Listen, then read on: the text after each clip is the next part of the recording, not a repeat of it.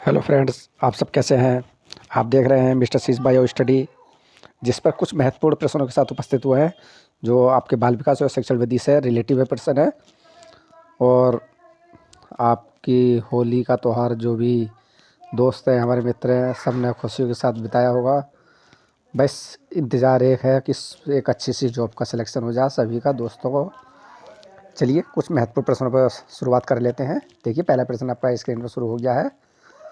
पहला प्रश्न आपका, स्वयं जागरूकता एवं संज्ञानात्मक क्षमताओं का नियंत्रण कैसे है? योजना बनाना या समीक्षा करना और संशोधन करना इत्यादि में अंतर्निहित है। संज्ञान में, समायोजन में, केंद्रीकरण में या संज्ञान बोध में। अगर हम इस प्रश्न की बात करें कि आपका स्वयं जागरूकता एवं संज्ञानात्मक क्षमताओं का नियंत्रण जैसे योजना बनाना, समीक्षा करना और संशोधन करना इत्यादि में अंतर्निहित है। अगर इस प्रश्न की हम बात कर लेते हैं, पहले प्रश्न की, इस जो प्रश्न का आपका जो इशारा कर रहा है आपका संज्ञान बोध, मतलब डी आंसर इसका सटीक है। क्योंकि जो हमारा स्वयं जागरूकता और संज्ञानात्मक जो क्षमता का नियंत्रण होता है आपका संज्ञान बोध से रिलेटिव है ये। नेक्स्ट प्रश्न आपका दूसरा प्रश्न आपका, आदिगम कर्ताओं की, देखिए आदिगम कर्ताओं को व्यक्तिगत क्षमता के आधार पर उनकी कठिनाइयों के विभिन्न स्तरों को ध्यान में रखते हुए परेशानी की विधि को कहा जाता है। यानी कि आदिगम जो कर्ताओं को व्यक्तिगत क्षमताओं के आधार पर उनकी कठिनाइयों को के जो विभिन्न स्तरों को ध्यान में रखते हुए परेशानी की विधि को क्या कहा जाता है? चयनित अनुदेशन, सटीक शिक्षण, त्रुटिहीन अनुदेशन या विविधि अनुदेशन। इस प्रश्न की हम बात कर लेते हैं तो इसका आपका सी आंसर सही है, क्योंकि आपका त्रुटिहीन अनुदेशन आता है। क्योंकि जो कठिनाई आती है, कठिनाई में क्या आता है उसको हम त्रुटिहीन अनुदेशक से व्याख्या करते हैं इसी की। चलिए नेक्स्ट प्रश्न आपका, तीसरा प्रश्न आपका, प्रतिपालन आदिगम का, देखिए प्रतिपालन आदिगम का एक विशिष्ट चरण है जो आदिगम के चरण का पूर्ववर्ती है। अंतर्निर्भरता, सामान्यीकरण, अधिग्रहण या अभिप्रेरणा। अगर इस प्रश्न की बात कर लेते हैं तो इस प्रश्न का जो इशारा कर रहा है हमारा क्या है? सामान्यीकरण। प्रतिपालन अधिगम का एक विशिष्ट चरण है जो अधिगम के चरण का पूर्ववर्ती क्या है? सामान्यीकरण। नेक्स्ट प्रश्न, चौथा प्रश्न आपका, संयोजक का ये मानना है कि संज्ञान और भाग होते हैं। संयोजक का ये मानना है कि संज्ञान और भाग होते हैं अंत संबंधी, एकीकृत, अन्योन्याश्रित या स्वतंत्र। अगर हम चौथे प्रश्न की बात कर लेते हैं तो क्या होता है आपके? स्वतंत्र। डी आंसर इसका ठीक है। 15वां प्रश्न आपका, पहले से सीखे हुए कार्यों में सुधार करने के लिए शिक्षक बच्चों को प्रदर्शन देकर सीख रहा था। वह शिक्षण की विधि का प्रयोग कर रहा है। मतलब पहले से सीखे हुए कार्यों में सुधार करने के लिए शिक्षक बच्चों को प्रदर्शन देकर सीख रहा है। वह शिक्षण की विधि का प्रयोग कर रहा है। संशोधन, प्रतिरूपण, अनुकरण, अवलोकन। अगर हम 15 प्रश्न की बात कर लेते हैं तो 15 प्रश्न का आपका प्रतिरूपण, बी आंसर इसका सही है।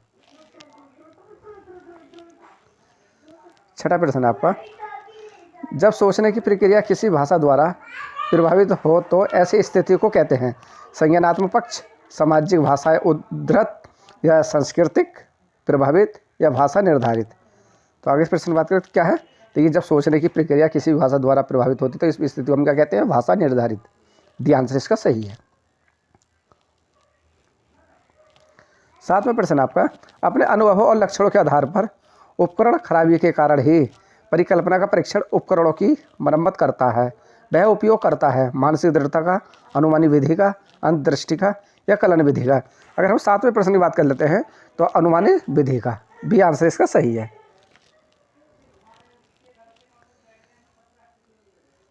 8वां प्रश्न आपका, संज्ञानात्मक क्षेत्र का सही क्रम क्या है? मूल्यांकन, अनुप्रयोग, विश्लेषण या संश्लेषण या अवबोधन ज्ञान। बी ऑप्शन है मूल्यांकन, संश्लेषण, विश्लेषण, अनुप्रयोग, अवबोधन ज्ञान। सी ऑप्शन है अनुप्रयोग, अवबोध, विश्लेषण, संश्लेषण या मूल्यांकन। अगर हम 8वें प्रश्न की बात कर लेते हैं तो 8वें प्रश्न का आंसर डी आंसर सही है, क्योंकि अवबोध, अनुप्रयोग, विश्लेषण, संश्लेषण, मूल्यांकन। 9वां प्रश्न आपका, निम्न में से कौन सा अच्छे प्रशिक्षण की विशेषता नहीं है? निम्न में से कौन सा अच्छे शिक्षण की विशेषता नहीं है? जनतांत्रिक नहीं है, सहानुभूतिपूर्ण नहीं है, स्वेच्छाचारी नहीं है, वर्ग से सूचनाएं देने वाला नहीं है। अगर हम 9वें प्रश्न की बात कर लेते हैं तो 9वें का आपका सी आंसर सही है, स्वच्छाचारी है, सी आंसर ठीक है। 10वां प्रश्न है आपका, अभिप्रेरणा का प्रत्यय सिद्धांत किसके द्वारा दिया गया था? अभिप्रेरणा का जो आपका प्रत्यांश है सिद्धांत किसके द्वारा दिया गया था? मास्लो के, हर्ज़बर्ग के, विक्टर ब्रूम के, ये स्किनर के। अगर हम 10वें प्रश्न की बात कर लेते थे किसके द्वारा दिया गया था? आपका सी आंसर सही है, विक्टर ब्रूम के। कौन सा अभिप्रेरणा का प्रत्यय सिद्धांत किसने दिया था? विक्टर ब्रूम ने दिया था। 11वां प्रश्न आपका, निम्न में से कौन सा शिक्षण सूत्र नहीं है?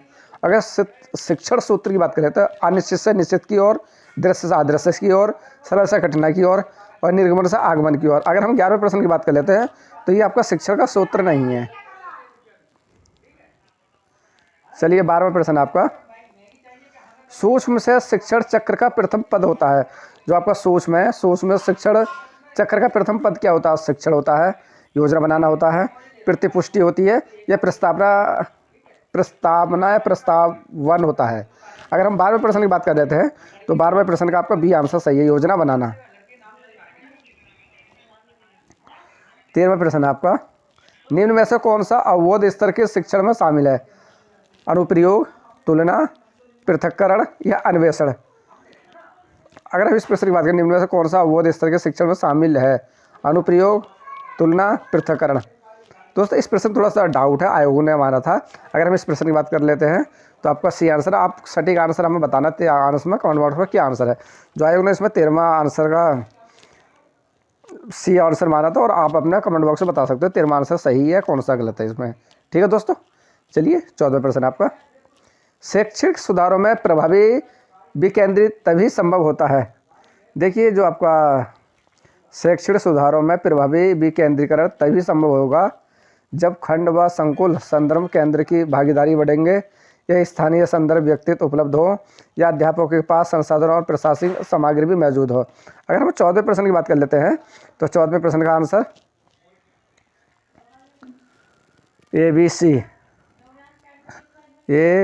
सी, तो आपका डी आंसर इसका सही है। 15वां प्रश्न है आपका, थॉर्नडाइक ने अपने सिद्धांत के किस शीर्षक को सिद्ध किया था? थॉर्नडाइक ने